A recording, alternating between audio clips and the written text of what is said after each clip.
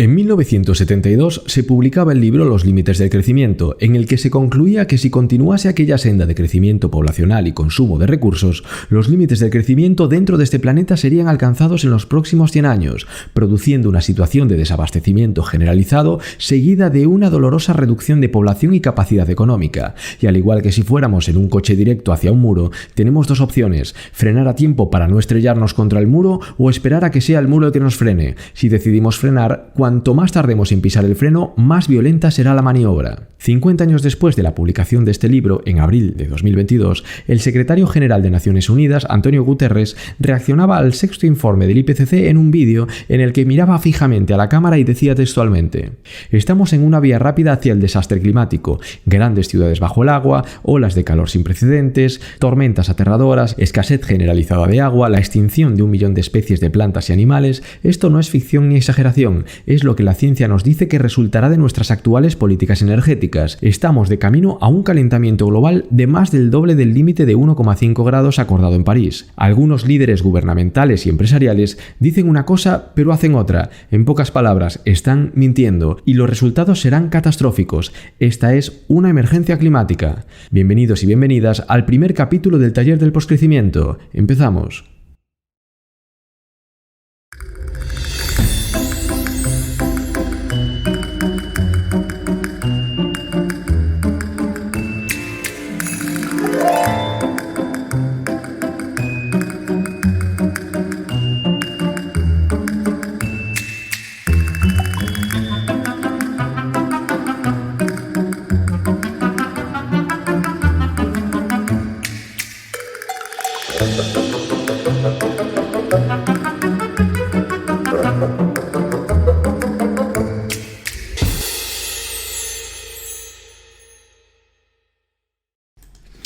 Bueno, pues lo hemos conseguido. Hemos puesto en marcha ya por fin este podcast. Bienvenidos y bienvenidas al taller del postcrecimiento. Yo soy David Soto, soy investigador en el Postgrowth Innovation Lab, aquí en el campus de Pontevedra, en la Universidad de Vigo. Y bueno, toda la gente que me acompaña aquí ahora mismo participa en este grupo de investigación. Voy a presentarlos para que puedan intervenir porque es bastante difícil que este grupo se mantenga en silencio durante mucho tiempo. Así que, bueno, empiezo por la derecha. Allá al fondo, quien nos esté viendo en YouTube, tenemos allá a Mario Pansera. Mario Pansera es doctor por la Universidad de Exeter y es el director del Postgrowth Innovation Lab, de este grupo de investigación. Luego está con nosotros Brais Suárez Eiroa, que es doctor por la Universidad de Vigo y es investigador postdoctoral también aquí en este grupo, en el marco de Prospera, de un proyecto europeo que, bueno, espero que tengamos la oportunidad de presentar en el futuro, seguramente sí. Está con nosotros también Javier Lloveras, que es doctor por la Universidad Metropolitana de Manchester, ¿verdad? Es investigador Marie Curie, aunque le acaban de dar la Ramón y Cajal, así que bueno, esta es la cara que tiene el éxito. Enhorabuena por eso. Y además acaba de ser padre, así que bueno, ya ya lo tiene todo. También está con nosotros Sofía Greaves, que me mandó un audio ayer para enseñarme cómo se pronunciaba, y es doctora por la Universidad de Cambridge y investigadora postdoctoral en nuestro grupo de investigación en el marco de... Te dije que tú estabas en Prospera, pero tú estás en el Just2See, que es otro proyecto de investigación que tenemos, y Sofía está en el proyecto europeo de Prospera. Vale. Sí, ahora sí acerté, ¿no? Acerté todos, vale, perfecto. Nada, ¿qué estamos haciendo aquí? Bueno, pues hemos decidido hacer un podcast después de trabajar. Hoy hemos tenido un día frenético todos por diferentes razones. Ahora venimos aquí y nos tranquilizamos y vamos a tener una conversación sosegada. ¿Qué es en realidad? Pues esto es un experimento. Es un experimento que nace a raíz de ver el tipo de conversaciones que estábamos teniendo aquí en el grupo de investigación, que a mi juicio tenían muchísimo valor, y digo, esto es una pena que se pierda. Entonces he decidido ponerles unos micros delante y ver si podemos registrar por lo menos todas estas conversaciones que estamos teniendo y Y bueno, y quien quiera consultarlo, vamos a colgar en internet, quien quiera consultarlo, pues que lo haga. Entonces, nada, antes de empezar, bueno, eso, vamos a tener conversaciones que no van a ser, aunque esto se llame el taller del postcrecimiento, no va a ser una clase de postcrecimiento al uso de Ecological Economics, sino que más bien va a ser una conversación entre personas que vienen de lugares diferentes, con un background distinto, mochilas distintas, y se van a aproximar a un mismo tema durante una hora. Entonces, por ejemplo, Mario es de formación temprana, ingeniero en telecomunicaciones, ¿verdad? Que de alguna manera se reconvierte en una persona que se dedica a sociología de la ciencia, filosofía de la ciencia. Has hecho trabajo de campo sobre este tipo de temas en Bangladesh, en la India, en Bolivia también. No sé si en África llegaste a hacer algo también. Bryce, pues también ingeniero reconvertido en economista ecológico. Javi empieza como formación temprana psicología y luego termina en critical management, también marketing, y aproximándose desde ahí al decrecimiento. Y Sofía pues empieza como historiadora del arte, que luego aplica a urban planning. Ya estoy viendo que en tu cara que no te está gustando cómo te estoy presentando, pero más o menos, vale. Bueno, pues cada uno de su padre y de su madre, y nos vamos a aproximar a un tema. Entonces, simplemente 2 disclaimers y ya empezamos, que esto ya está quedando bastante largo. El primero, solo vamos a pedir paciencia y comprensión porque no somos técnicos audiovisuales, entonces vamos a tener problemas de sonido, vamos a tener problemas de audio y de todo. Va a haber momentos en los que no se llega o no se nos vea bien. Entonces, bueno, eso por un lado. Y luego por otro lado, porque estas conversaciones, esto no es como cuando escribimos un artículo o un libro, que básicamente que tenemos todo bien hilado, con todo el rigor, revisamos nuestras citas, revisamos nuestros argumentos, revisamos nuestros datos. Esto es otra cosa. Esto va a tener un carácter más bien especulativo, de brainstorming, entonces venimos con lo opuesto. Y con eso nos vamos a desenvolver. Entonces nos bailarán a veces las cifras, nos bailarán las citas a veces, e incluso los argumentos pues no estarán del todo hilados. Ya está, ya me quedo tranquilo. Entonces, y nada, pues para eso también nos gustaría que esto también sirviera de ventana para poder comunicarnos con una comunidad que pudiera surgir alrededor de este podcast y poder tener una conversación fluida con la gente que esté interesada en estos temas. Entonces, por favor, que si nos están escuchando y quieren interactuar, siéntanse invitados para hacerlo. Entonces, esta va a ser la estructura que vamos a tener. Ahora mismo va a tener cada uno de los miembros de esta mesa un minuto para explicar cuál es su posición con respecto al tema que nos ocupa hoy, que es esto del postcrecimiento. Luego abriremos la mesa al debate ya más bien fluido, y luego cerraremos con otro minuto de conclusiones, ¿vale? Entonces, bienvenidos a los 4. Yo había pensado en deciros bienvenidos, gracias por venir a cada uno después de presentaros, pero se me ha olvidado. Así que así es como ha quedado el tema. Entonces, si te parece bien, Mario, empezamos contigo para explicar en un minuto pues qué es esto del postcrecimiento. Hola a todos y todas, y gracias, David, por armar todo esto. A ver, ¿qué es el postcrecimiento? Pues es una palabra un concepto complicado. Bueno, yo diría que podemos empezar a reflexionar sobre 3 temas principales. Uno, post quiere decir después, el crecimiento, ¿no? Entonces, la idea un poco de que esta idea de crecimiento, que también deberíamos definirla, ¿no? Se acabó, o se está acabando, o estamos a punto de un cambio, que ya no podemos crecer, ¿no? Entonces, ¿qué viene después? El muro que tú hablabas, ¿no? ¿Qué viene después de este muro? ¿El muro es el fin total? ¿O podemos saltarnos el muro? ¿Podemos frenar antes? ¿A qué viene después del crecimiento? Y luego todo eso está relacionado un poco con la idea loca de que no necesitamos expandir nuestro sistema económico para estar bien, ¿no? O para estar mejor. Entonces yo lanzaría esas ideas, digamos. Y también con la idea de que en vez de poner algo como el crecimiento al centro de nuestra actividad, en nuestra sociedad, podría ser algo distinto. Ahora, ¿qué es este algo distinto? Muy bien, muchas gracias, Mario. pasamos a ver qué es lo que nos cuenta Bryce, tu minuto. Bueno, muy bien, muchas gracias también, antes de nada, por todo esto que montaste. Y nada, para mí, por lanzarme a la piscina y decir algo que luego a lo mejor me arrepiento, es un espacio donde desarrollar estrategias para vivir mejor, independientemente de si eso supone un incremento o no del PIB. Claro, esto es un concepto muy genérico y abarca un montón de cosas, pero supongo que discutiremos luego que no todo vale.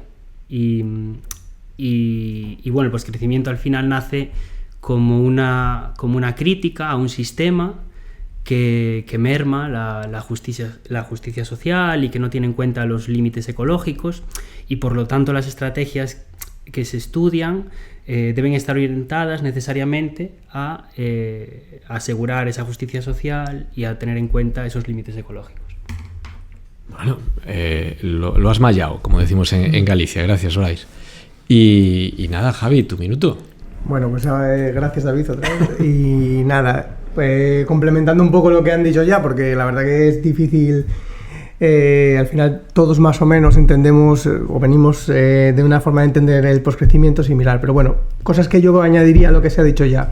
Una es la idea de palabra obús, ¿no? Que se habla mucho de que se utilizó mucho con el decrecimiento, y yo creo que el poscrecimiento es una evolución de la idea de decrecimiento, en el sentido que es una palabra obús que puede sonar contraintuitiva a muchas de las ideas que hemos recibido sobre la relación entre progreso económico, progreso social y crecimiento económico, ¿no? Pues la idea del decrecimiento, digamos que es una forma de atacar directamente al centro de ese imaginario, ¿no?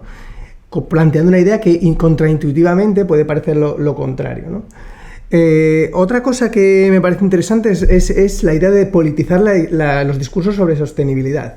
Y yo creo que esa es otra parte importante que vamos a hablar luego. Entonces yo dejaría esas dos cosas: palabra obús y politización del discurso sobre la sostenibilidad. Gracias, Javi. Y te toca, Sofía. Hola.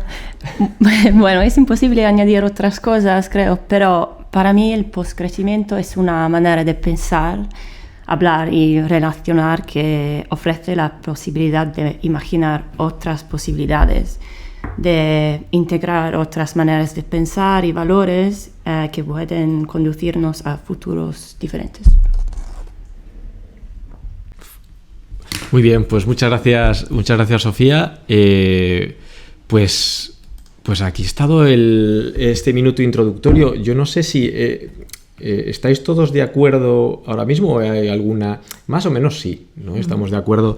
Lo que yo más o menos he ido recogiendo, parece que estamos abandonando un sistema, digamos, agotado. Es un sistema social que no para de crecer dentro de un ecosistema que tiene unos límites, y a partir de ahora parece que el poscrecimiento tiene que imaginar qué es lo que va a venir después. Una vez partiendo de esa base de que necesitamos llegar a un lugar que es distinto, pues tenemos que empezar a imaginarlos. Un poco por abrir ya se abre la mesa. ¿Qué tiene que cambiar en el sistema social? ¿Quién le gustaría empezar? Es muy genérica. Eso para empezar. Muy genérica. Vaya, vamos a terminar. Claro, es que es el problema de tener unos backgrounds tan diversos. Déjame a lo mejor empezar. Venga, rompiendo el hielo, ¿no? Como se dice.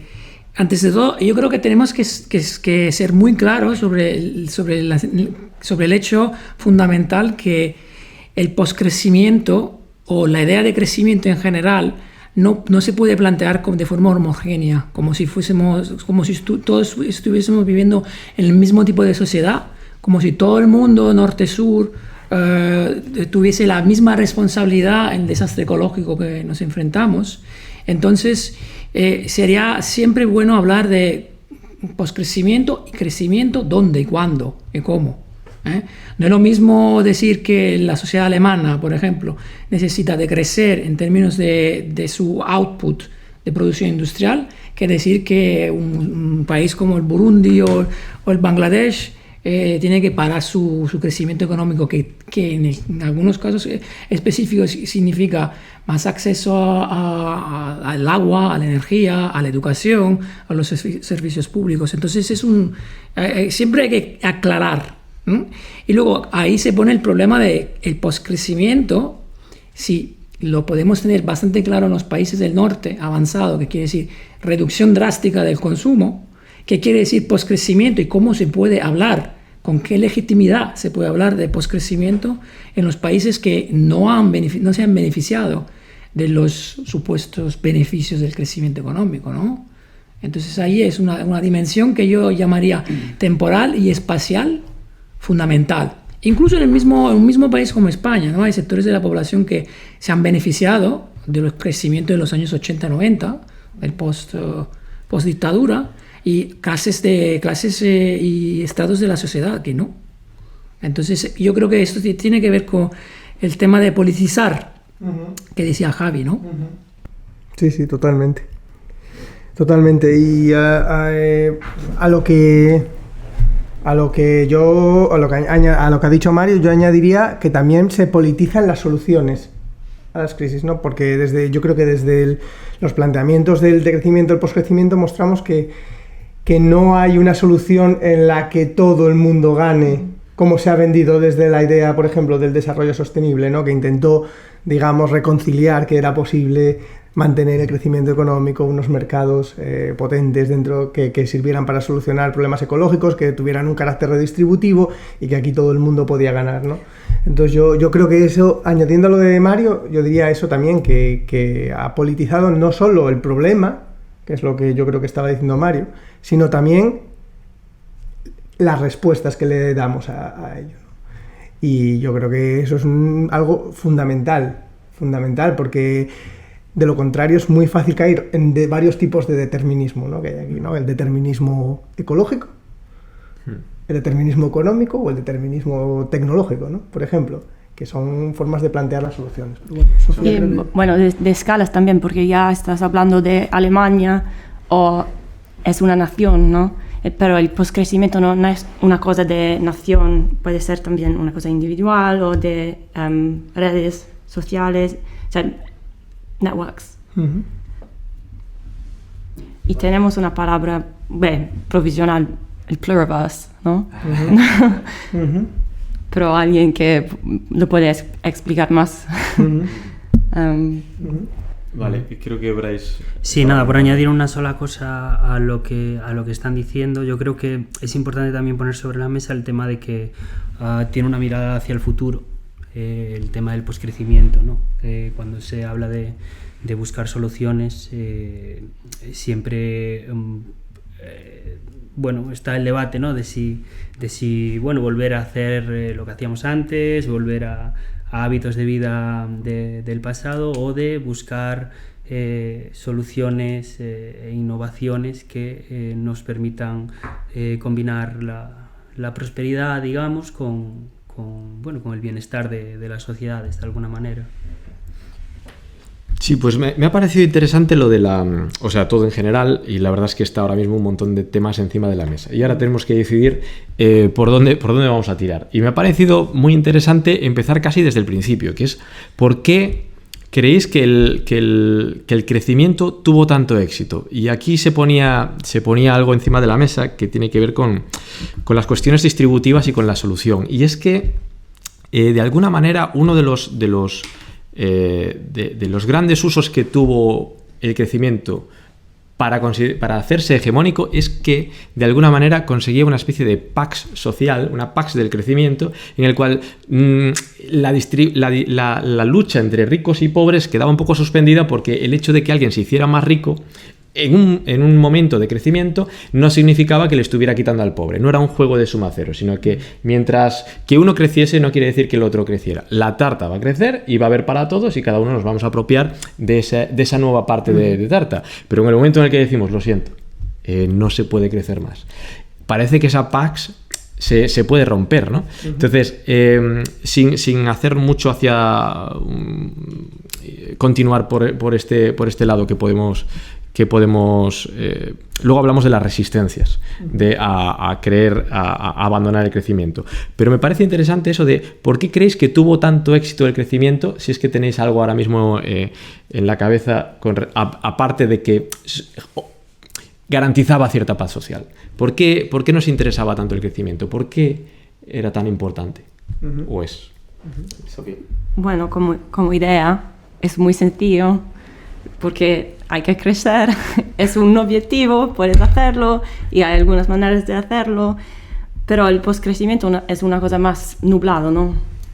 ¿Se entiende? Sí, un poco, ok, vale, no tenemos una vía ya hacia el futuro. Es verdad, es como que es fácil, ¿no? El crecimiento, porque sabes cuándo hay más, ¿no? Simplemente crecer es que hay más de algo, ¿no? Entonces, es verdad que es fácil de identificar, fácil de... Yo, añadiría otra cosa a lo que creo que es lo que dice Sofía. Se puede apuntar otra cosa más, que es que y aquí a lo mejor me equivoco en las fechas, pero la idea del PIB se empieza a utilizar durante la Segunda Guerra Mundial. Poco antes ya se hablaba del PIB como un indicador, nunca se planteó como un indicador en sus inicios, nunca se planteó como un indicador de progreso social, sino que era un indicador que medía la productividad de una economía de guerra principalmente, ¿no? Se pensó para eso. Kuznets no lo planteó como un indicador de progreso. Y tú preguntabas que por qué ganó esa idea de popularidad. Pues además de muchas otras cosas, una cosa que se me ocurre fue que cuando se empezó a establecer el PIB como una especie de indicador en el que se podía comparar diferentes países. Entonces, aquellos países, en una especie de poner un espejo delante de otros y crear una jerarquía de progreso, ¿no? Aquellos países, una vez que metemos a todos los podemos comparar a través del indicador PIB, que se empezó a hacer el Banco Mundial en los 50, de repente aparece un mundo en el que tú puedes medir la posición de diferentes países en relación a una línea de progreso imaginario marcada por el crecimiento. Y casualidad, los países que mejor salían en esa liga de PIB eran los países del norte global, del mundo capitalista. Entonces, en ese sentido, yo creo que también era una forma de vernos como un espejo que nos hacía mejores, ¿no? Nos hacía mejores respecto al resto del mundo. Nos daba justificaba, legitimaba la idea de que nuestra forma de organización social, nuestro modo de vida, nuestros valores eran superiores a los del resto de países que se empezaron a ver como países no desarrollados, subdesarrollados, etcétera, ¿no? Entonces yo también creo que eso fue una especie de forma de eso, de a lo mejor de hablar de una especie de excepcionalismo igual, o de poner dentro del mundo del norte global, de decir, mira, nosotros hemos encontrado el secreto del progreso y el resto ahora solo pueden seguirnos. Sí, bueno, muy interesante. ¿Pedían la palabra Mario, por favor? Sí, puedo, sí. No, yo creo que es que lo ha clavado. Uno de los aspectos que está hablando Javi es exactamente el aspecto psicológico, ¿no? Yo añadiría una cosa, yo añadiría el hecho de que la idea de crecimiento, que está relacionado con la idea de progreso, con la idea de nosotros somos mejores que los demás, ¿no? Que es una idea muy, bueno, en todas las grandes civilizaciones en realidad tienen el hecho de que nosotros en contra de los demás. Pero los griegos, los bárbaros, los romanos, todo lo que está fuera de las fronteras es algo ajeno, algo subdesarrollado, algo incivilizado. Entonces viene desde atrás, ¿no? La idea de que es perfectamente compatible la idea del crecimiento con todas las ideas de la cristianidad, que hay un fin al final hay algo al final de la historia, y que nosotros como pueblo elegido, la tendencia es ahí, ¿no? Es de un horizonte positivo, por un lado. Y luego esta narración se ha visto, digamos, ha visto su confirmación en el hecho que después de la Segunda Guerra Mundial, lo que nosotros llamamos crecimiento económico, que no tiene nada que ver con el libre mercado, tiene que ver sobre todo con el rol central del Estado, de verdad ha otorgado a nuestras sociedades occidentales un bienestar material que nunca había pasado antes en la historia. Entonces, por un lado tienes el poder de la narración, que es perfectamente compatible con una historia filosófica, religiosa, de imaginario, y luego el poder de los hechos, de que cada uno hoy en día, bueno, en los años 70 cada familia podía tener una lavadora, un coche, comprarse una casa y electrodomésticos y sus hijos en las escuelas. Entonces la unión de estos, del imaginario y de la materialidad ha sido brutal. Claro, esto también con un esfuerzo brutal también en esconder los resultados sobre otras partes del mundo, ¿no? Porque también el hecho de que Europa, Estados Unidos y los países industrializados han crecido encima de otros, o sea, a pesar de otros, a las espaldas de otros, ¿cómo decir? Chupando recursos de otros, ¿no? Si me perdona mi castellano. Bien, sí. Esconder también esto, ¿no? Entonces, potente narración, compatible con nuestra historia como occidentales. Potentes resultados materiales asociados con el hecho que hemos escondido los daños medioambientales y sociales que el crecimiento ha hecho. Ahora la cosa sería interesante ver cómo otros países, como China, por ejemplo, que viene de otra tradición, que no es la nuestra, cómo ve el crecimiento o cómo ve el poscrecimiento. Ya se habla ahí de... Bueno, ahí sería ya meternos en otro berenjenal, ¿no? De ver cuáles son las alternativas, las visiones alternativas, o cómo se ve el crecimiento, cómo se ha visto el crecimiento en países que han llegado más tarde, ¿no? Que parecen que han, digamos, abrazado el modelo crecentista como el chino. Yo tengo mis dudas, pero eso se podría abarcar en otra discusión. Vale, ¿algún follow-up? Bueno, estaba pensando en lo que decías sobre el lenguaje del crecimiento, porque es una cosa simbólica, ¿no? Cuando que tienes el coche es un símbolo de la modernidad y es importante pensar en los símbolos del postcrecimiento. ¿Qué lenguaje podemos elegir en el futuro para simbolizar nuestra manera de estar? ¿Me entiendes? Sí, es que me estás mirando con una cara muy intensa. No, es una cara de estar interesado y muy concentrado. No, porque, claro. Si pensamos en Nietzsche, que dijo que, antes tuvimos la religión y después de la modernidad hemos elegido otras cosas, ¿no? Y el crecimiento es una cosa religiosa casi, ¿no? Y pensando sobre el postcrecimiento, ¿cómo podemos crear no una religión, un objetivo sin objetivo, con otros símbolos? Sí. No, es que parece que lo que tenemos que hacer es de alguna manera desafiar ese concepto de modernidad que está bien arraigado y que tiene unas imágenes muy concretas y casi que si te sales de ese juego serías considerado como alguien que está perdiendo, ¿no? Porque tal y como... Y además es que incluso en algún momento creo que Mario había sugerido hacer un programa sobre ciencia ficción y cómo imaginamos el futuro, esa modernidad hacia dónde nos lleva, proyectándonos hacia el futuro. Y parece que ninguno de esas por lo menos en la ciencia, la literatura de ciencia ficción más mainstream, ninguna proyecta unos futuros como los que nosotros consideramos como necesarios, ¿no? Entonces, bueno, tienes que leerte Ursula Le Guin. Ay, lo tengo en la cama, pero no... Lo tengo en la mesilla y es como que llego tan cansado de leer que digo, si ahora me tengo que poner ahora a leer más cosas, Dios mío, me he hecho llorar. Sí, ella sí ha imaginado más de un futuro decrecista, y yo diría anarco-decrecista, con sus problemas. La cosa interesante del libro, por ejemplo, de Dispossessed, Los desposeídos en español, que acaban de reeditarlo el año pasado, y después de 20 años, y es súper interesante porque ella analiza bueno, no quiero hacer spoiler del libro, pero analiza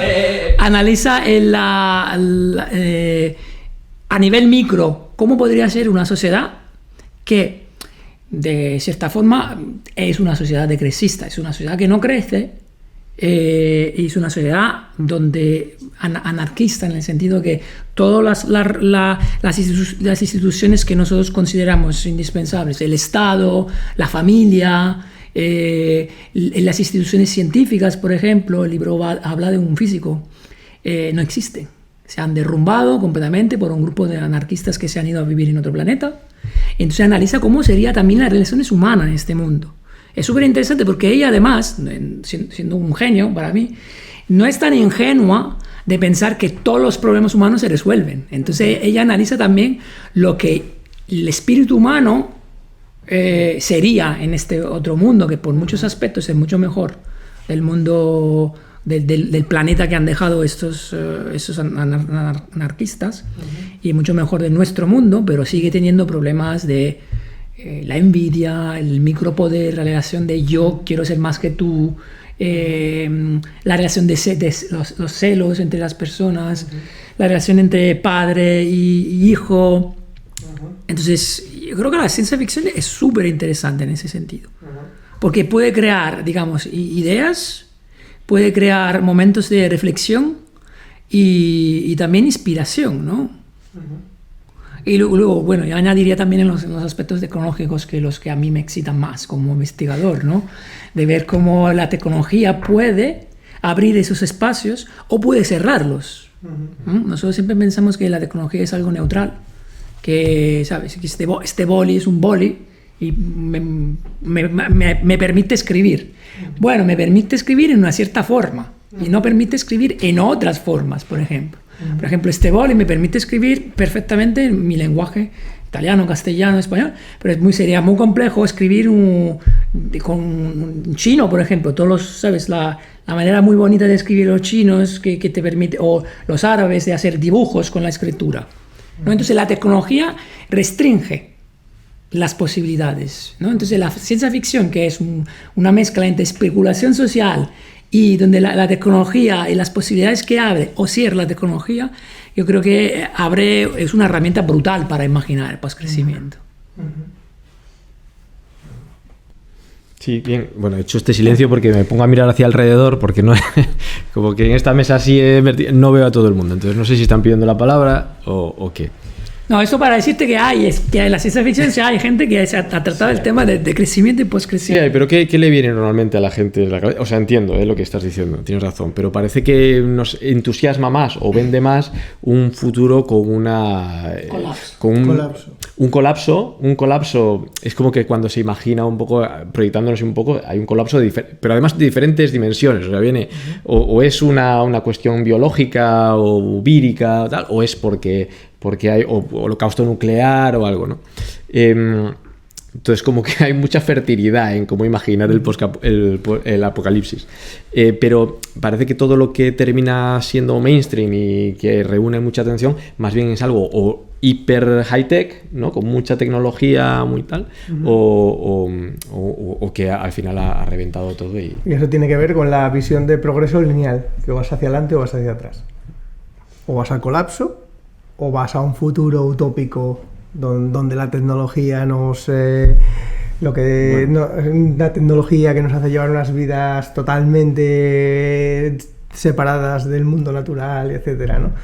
Y yo creo que eso también está relacionado con la forma de pensar esta lineal, ¿no? Sobre el progreso, que solo el progreso avanza hacia adelante o hacia atrás. Pero quería hablar de una cosa, porque creo que es importante, y a lo mejor cuando empezamos presentando el decrecimiento, y esto me ha hecho pensar en una cosa que ha dicho Mario sobre Ursula Le Guin, que es lo del tema de las relaciones sociales, ¿no? Y creo que hasta ahora hemos estado hablando del crecimiento como una respuesta a un problema ecológico, ¿no? Pero también creo que es interesante hablar de los límites sociales al crecimiento, que no hemos hablado nada, ¿no? No es solo un problema ecológico. Y yo ahora igual me he visto de presentador aquí, digo, ¿cuáles creéis vosotros que han sido... los costes ambientales son claros y los hemos dicho, pero ¿cuáles han sido los costes sociales del crecimiento? ¿Cuál es el precio que hemos pagado por el crecimiento en términos sociales? No sé, como si alguien se quiere... Es buenísima. No sé si tenéis vosotros algo en mente. Y si no, sí, pero estoy buscando la palabra en español. Un momento. Bueno, yo creo muchísimos. Claro, es que si empezamos a enumerar aquí... Pero es verdad, es que es buena. Claro. Ya que coges tú el rol de presentador, pues cogeré yo el de la persona que participa. No, a mí el que más me interesa es el hecho de cómo hemos cedido en base a una especie de acomodo o con una promesa de que nos van a acomodar cada vez más y tal, hemos cedido todo el poder que teníamos, ¿no? Y parece que siempre la toma de decisiones siempre está en otro lugar, siempre está o en las personas que van a relacionarse con nosotros por medio del mercado o por medio del Estado. Entonces parece que una persona al uso que nace en una sociedad como la nuestra básicamente solo tiene el rol de trabajar, consumir, y luego cada 4 años, que serán pocas veces en nuestra vida, nos van a preguntar quién queremos que sea nuestro padre y nuestra madre, e iba a tomar todas las decisiones por nosotros. Entonces básicamente, para mí, si tuviera que decir una de las cosas que me parece que más hemos cedido y que más nos debería interesar recuperar, sería el poder de tomar decisiones sobre las cosas que nos afectan. Bryce, por favor. Bueno, yo creo que teniendo en cuenta que ayer fue 12 de octubre, también podíamos traer a la mesa que uno de los costes sociales del crecimiento fue precisamente los costes sociales que hemos generado en otros países para crecer en los países occidentales, en Europa, y todas las repercusiones que ha tenido que nosotros hayamos podido desarrollarnos como nos hemos desarrollado y según el imaginario que tenemos de prosperar. Entonces, por añadir uno más. Efectivamente, sí. Sí, bueno, no sé si os habéis enterado, pero el año pasado, con la pandemia, no, hace 2 años, con la pandemia, por primera vez la esperanza de vida en los países industrializados, con clara evidencia en Estados Unidos, ha bajado. Entonces, parece que hemos llegado al famoso límite que hablaba Ivan Illich en su Némesis Médica, ¿no? Él escribió un libro en los años 80, creo. Bueno, esta es una de las cosas que hay que controlar. Némesis Médica, donde él decía, hemos llegado a un punto donde la medicina ya no está curando a las personas, está haciendo que las personas se enfermen, ¿no? Entonces ya hemos llegado a un punto donde el crecimiento ya no está mejorando nuestra vida, sino en muchas casos está empeorando, ¿no? En Estados Unidos hay récords de niños con enfermedades mentales, récord de consumo de antidepresivos. Se están disparando enfermedades relacionadas con mentales, sobre todo con la salud mental. La gente cada vez menos tiene acceso a la naturaleza, o sea, dar un paseo en un bosque. Esos son todos temas que están relacionados de forma muy compleja, no lineal, con nuestra obsesión con el crecimiento, ¿no? Si esto salía en una conversación que teníamos aquí en el grupo, que nos habíamos preguntado, pero ¿qué porcentaje de las personas que viven en este planeta Tierra actualmente, cuando abren una ventana de su casa, en realidad ven naturaleza o ven cemento? Y si nos podemos a pensar en eso, a mí me da escalofríos. Bueno, en Galicia pocas. ¿En Galicia pocas? Galicia hay mucha gente que vive en el rural aún. Me gustaría saber también la cifra incluso para Galicia. ¿Cuánta gente cuando abre cualquier ventana de su casa en realidad lo único que ve es cemento? Y también en algún momento se verá cómo se configura el cerebro y el entendimiento del lugar de uno dentro de un ecosistema natural, cómo se le configura cuando lo único que ve a lo largo del día es cemento en lugar de estar más en una comunidad más integrada dentro de la naturaleza. Hay estudios, Hay estudios. Sí. Sobre todo a nivel médico, no soy experto, pero hay estudios que dicen que, por ejemplo, las personas que en los hospitales ven un parque, comparados con los que no lo ven, se curan más rápido. Hay estudios así cuantitativos. Sí, en términos de salud y tal, sí, pero quiero decir ya más a nivel cognitivo de cómo uno ordena su propia posición dentro del mundo y incluso qué es lo que necesita para vivir. Porque estoy seguro que mucha gente en realidad no siente nada si ve el planeta arder o no se siente afectado porque piensa que es una entidad completamente independiente de él. Pero te hago una pregunta, ¿el cemento es natural o no es natural?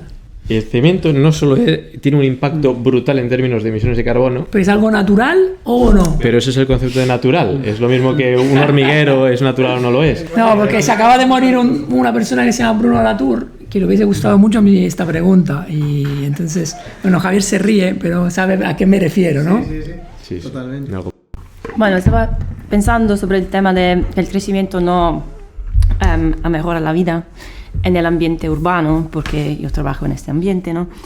Y pasa que ha establecido expectativas de todo, de la ciudad, y que los espacios que necesitamos se convierten en parking, porque el modelo de crecimiento necesita siempre crecimiento y convertimos espacios verdes o comunes en espacios para, no sé, coches, tecnologías del crecimiento. Y eso es un tema muy, muy, muy importante, que claro, es ecológico, pero es más social también porque te impone límites sobre cómo puedes relacionarte con las personas. Es un problema social. Yo añadiría uno que me parece importante, que además se ha convertido en una de las grandes, digamos, de las demandas bandera, ¿no?, de la gente que a nivel político, que es el tema de cuestionar el trabajo, ¿no? El trabajo y pues cuando hablaba de los costes sociales, ¿no? ¿Qué ha pasado? Y aquí no tengo las cifras, no lo sé, pero lo que sí sé es que tradicionalmente una de las grandes demandas sindicales fue la reducción de la jornada laboral. No era, o sea, entre otras cosas, mejorar las condiciones de vida de los trabajadores, pero una de las cosas era reducir la jornada laboral. Cuando se consiguió la jornada laboral de 40 horas, y esto, claro, se justificaba en que hay mejoras en la productividad, esas mejoras de la productividad las podemos emplear bien en reducir la jornada, o sea, trabajamos menos para producir lo mismo, o trabajamos más, o sea, para consumir más, ¿no? Entonces yo sí que creo que una de las cosas a las que hemos renunciado ha sido a la idea de cuestionar el rol del trabajo en nuestras vidas, y del ocio.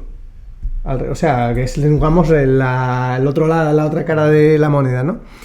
Entonces, el crecimiento ha justificado, yo creo, que todas esas mejoras en la productividad no se hayan reinvertido en que tengamos una jornada laboral, que no me acuerdo quién era el que decía, era Keynes, ¿no?, el que decía, ¿no?, sí, que el gran problema de la gente en el año 2000 sería qué hacer con tanto tiempo libre, ¿no? Porque él decía que con tanta productividad lo natural hubiera sido reducir la jornada laboral.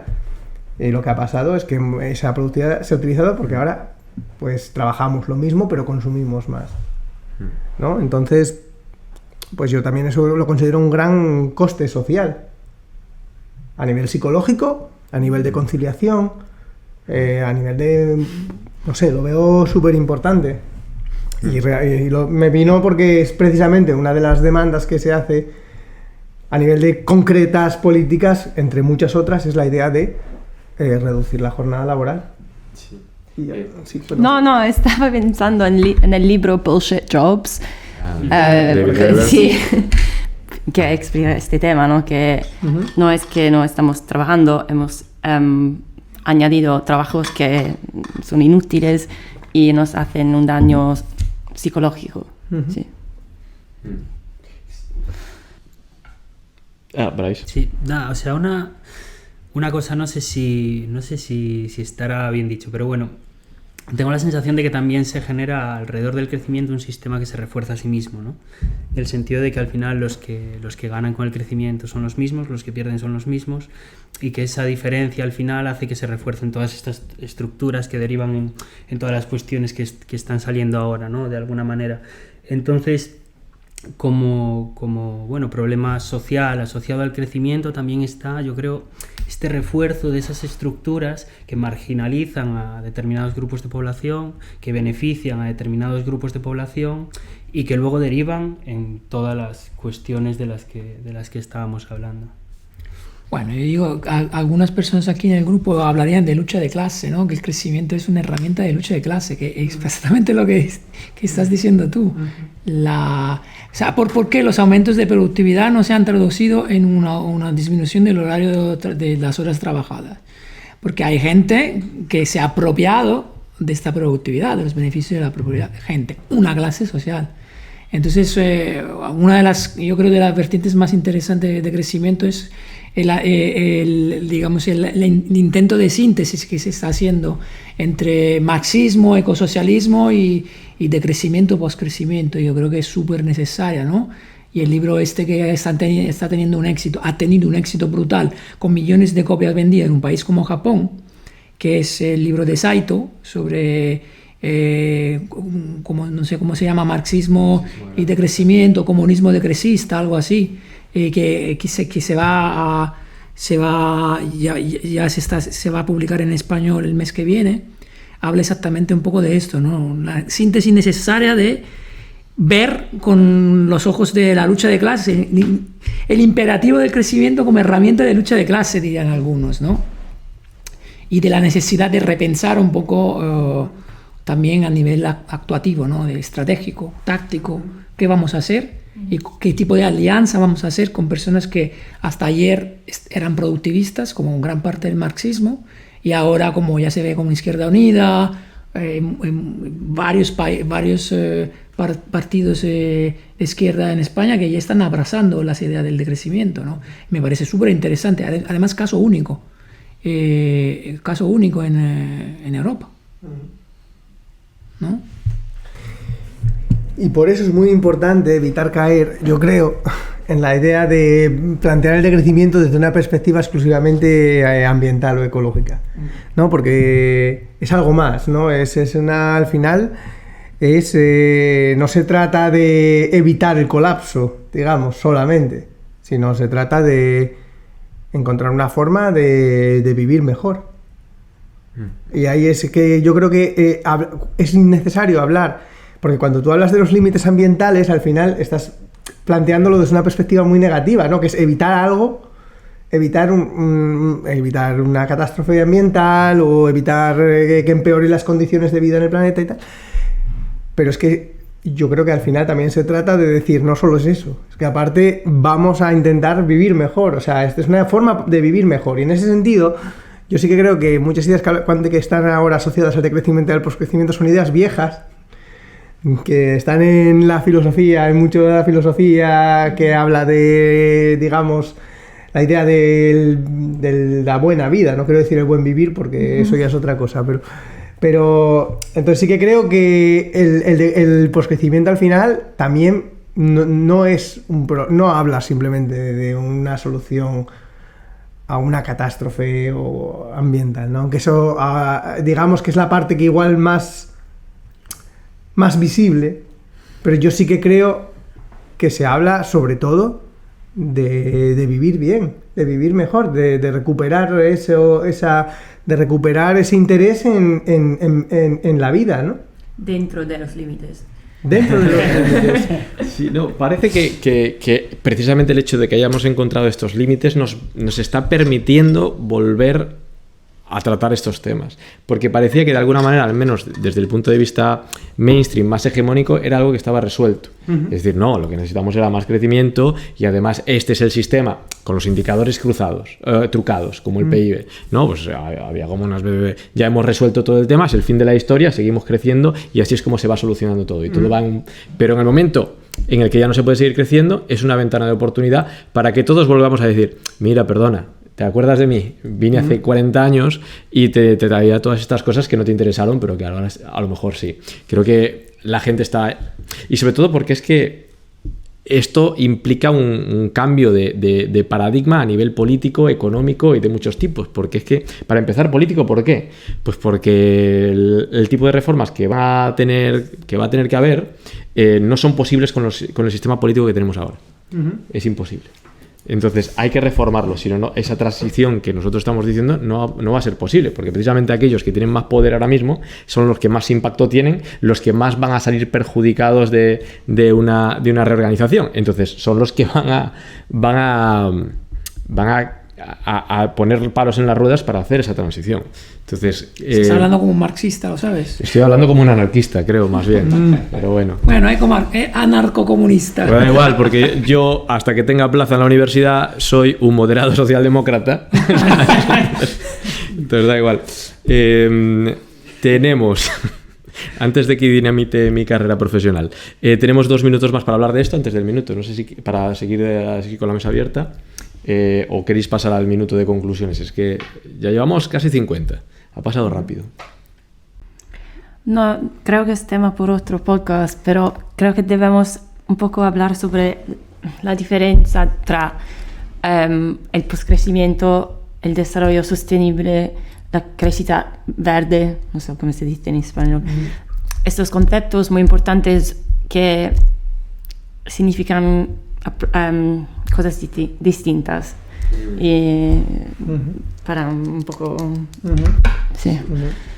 La verdad es que nos hemos enfrentado a un tema enormemente amplio y han salido como muchísimas cosas y se han quedado... Perdón, ¿sí, Mario? No, a lo mejor súper rápidamente. Yo creo que es importante lo que dice Sofía en el sentido de que nosotros estamos hablando ok, aquí hay un problema, nosotros lo podemos resolver, pero hay gente que habla de crecimiento verde, hay gente que habla de la tecnología lo va a resolver todo, hay gente que habla de el crecimiento se puede volver sostenible, hay gente que habla de dematerialización de la economía.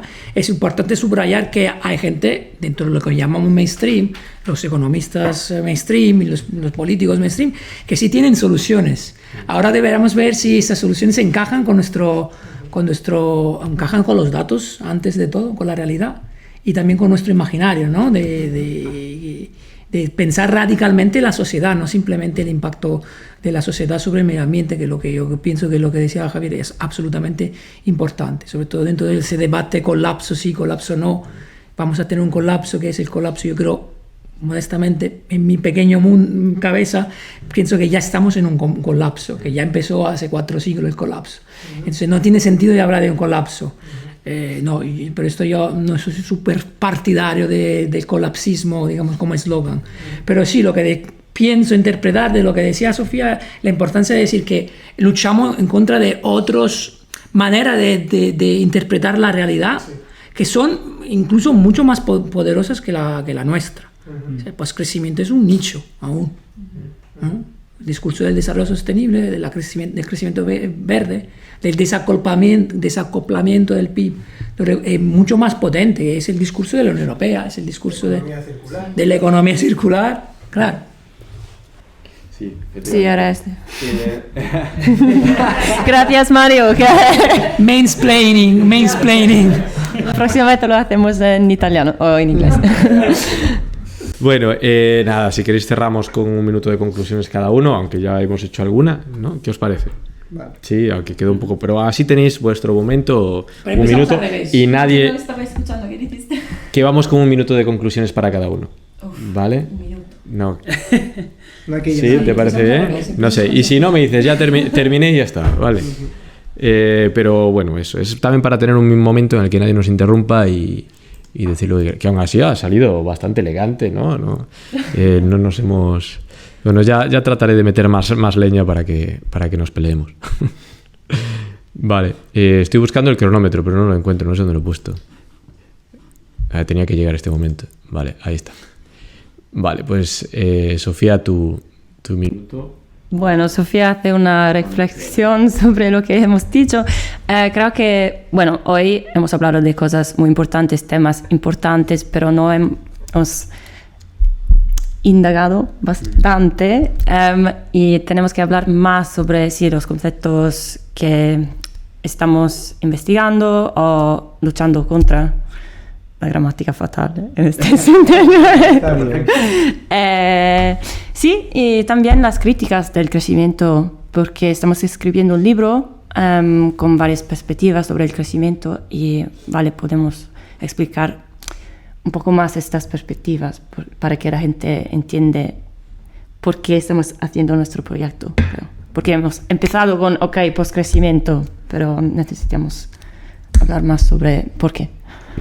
Es verdad, bueno, ha aprovechado Sofía para hacer publicidad de un libro que va a salir. ¿Cuándo sale, Mario? Bueno, esperemos el año que viene. El año que viene. ¿Es en castellano también? Los dos, va a haber en castellano y en inglés. En inglés, vale, perfecto. Bueno, Javi, tu minuto.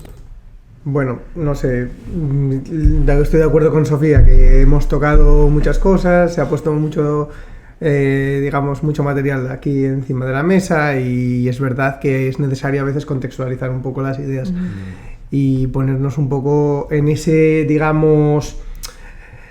mapear un poco todas las distintas propuestas que hay aparte de la nuestra, ¿no? Que es la que defendemos nosotros aquí, que es la idea del postcrecimiento. Pero eso es, una cosa que nos llevaría demasiado tiempo igual hacerla en un solo programa y entiendo que a medida que vayamos haciendo más programas, pues muchas de estas cosas que estamos diciendo hoy igual tendrán más sitio para que las elaboremos y las contextualicemos. Y nada, Vale, pues sí, no, desde luego ha quedado todo como, a lo mejor, como normalmente estamos acostumbrados a esas clases que nos dan de límites planetarios y la crisis ecológica, vale, ¿qué es lo que pasa? Pero se puede, pero tenemos que decrecer o no. No, a lo mejor no, porque se puede hacer desacoplamiento, tal. Y vale, ¿por qué esto no? Entonces, a lo mejor faltó eso por contextualizar, pero como estamos ya cansados de escuchar lo mismo, sí, perdón, Sofía. Bueno, podemos poner enlaces. Vale. A otros sitios. Contextualizar, léase toda esta bibliografía antes de escucharlos. Bueno, lo vamos a pensar, igual no es mala. Bryce, cuando quieras. Pues, bueno, yo no sé, voy a intentar ser muy breve. Un minuto. Voy a esperar 10 segundos para cubrir el minuto y luego, no, eso no. A ver, una especie de defensa o argumento en pro del poscrecimiento, por decirlo de alguna manera. Por un lado, el crecimiento económico continuo hemos visto que es inviable, por lo tanto, digamos que el poscrecimiento o generar un espacio para el poscrecimiento, digamos que es necesario. Y por otro lado, vimos que el crecimiento económico indefinido es indeseable por todas las consecuencias sociales que tiene y por lo tanto ese espacio para el poscrecimiento es deseable porque hace falta. Y nada más. Vale, gracias. Mario, tu minuto. Bueno, antes de todo decir que ha sido un gustazo, la verdad. No me esperaba tener una conversación así tan placentera, así que seguramente tenemos que repetir. Y luego, ¿qué más? No sé, yo creo que es importante decir a las personas que nos van a escuchar y las personas que quieren empezar a reflexionar sobre estos temas que hay que transformar esas ideas en acciones. Es decir, yo creo que es súper importante, ¿no? Porque siempre parece, ya me voy a robar una idea de Javi en nuestras conversaciones infinitas delante de algunas cervezas, es que si nos parece tan improbable el crecimiento verde, el crecimiento infinito, ¿no? A nivel físico, también a mí en este momento me parece altamente improbable, igualmente improbable, un mundo poscrecentista. Entonces eso es una paradoja que me parece brutal. Entonces te la voy a robar para concluir, y que todas las cosas que decimos y que pensamos, de alguna forma, que un poco la idea de los partidos políticos que he mencionado antes, ¿no? ¿Cómo traducimos esto en una acción? Ahora, mañana, el lunes por la mañana, como decía mi director de tesis inglés. ¿Qué hacemos el lunes por la mañana?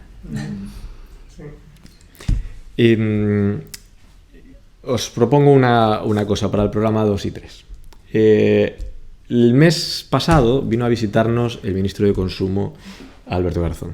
Entonces, ¿qué os parece si el segundo programa es esa conversación que tuvimos con él, la ponemos ahí, y en el tercer programa hacemos como una especie de análisis de cómo ha ido esa conversación, de qué es lo que vino a decir el ministro, qué tipo de reacciones hubo, e intentamos incluso extender esa conversación porque tuvimos solo una hora y no pudimos hablar mucho del tema. Entonces quedaron muchos temas sin cubrir, muchos encima de la mesa, y a lo mejor podemos darle continuidad aquí, si os parece bien. El tercer programa. Nos dejas un espacio a mí, Javier, para hablar de ciencia ficción, sí. Eso sí, ese puede ser el cuarto o quinto programa. Eso no te preocupes. Además, los micros están aquí en tu oficina, de la que tienes las llaves. Nuestra. Los coges si quieres. Para cerrar, no sé si habéis visto una serie nueva que apareció en Netflix que se llama Dahmer.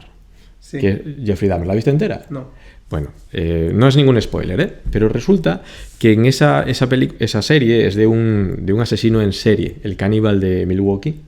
Y bueno, eso no es tan trascendente, pero el tema es que este chico pues era un asesino en serie, y en algún momento vio que era de su conveniencia matar o sea, que sus víctimas fueran negros, y además él mudarse a un barrio negro para cometer sus actividades. Me estoy preocupando, David. No te preocupes. No. Ya verás que va por un buen sitio. No sé por dónde puede salir esto. Así que de esas acciones que decía Mario, no. No. El tema es que lo que se dio cuenta este chico es que lo que ocurría era que cuando la persona que moría, la víctima, era negra, la policía en realidad no lo buscaba con tanto empeño. Y además la vecina que tenía este señor, cuando llamaba a la policía, pues tampoco le hacía mucho caso, porque era un barrio negro en el que pues en realidad tenían otro tipo de estatus de cara a la policía. El tema es que cuando ya estalla todo este tema y están con el juicio en Milwaukee, aparece en escena de repente un activista por los derechos los derechos civiles, especialmente de los derechos de los negros en Estados Unidos, que se llamaba el reverendo Jesse Jackson. Y venía a combatir el racismo ahí. Y hay una conversación muy interesante entre un ayudante de él y este reverendo Jesse Jackson, que le dice el ayudante: pero señor reverendo, ¿pero qué hacemos aquí? Si nosotros esto es simplemente el juicio a un asesino en serie.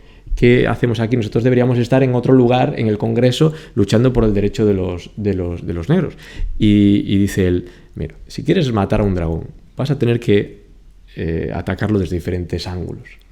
Y el problema del racismo y de la injusticia is a hell of a beast. Es una maldita bestia inmensa. Y eso es lo que yo pienso que tenemos aquí entre manos ahora mismo. Una maldita bestia inmensa a la que vamos a tener que atacar de diferentes lados, y es por eso por lo que al final en esta conversación hemos hablado de política, de cultura, de economía, de límites planetarios, de tecnología. Y bueno, pues ¿de qué va este podcast? Pues este podcast va a ir de tratar de atacar a esta bestia maldita e inmensa. Una hidra. Una hidra. Bueno, pues muchas gracias a todos los que están ahí. Nos despedimos hasta, yo creo que va a ser más bien mensual el podcast, ¿vale? Pues nada, muchas gracias por venir y hasta la próxima.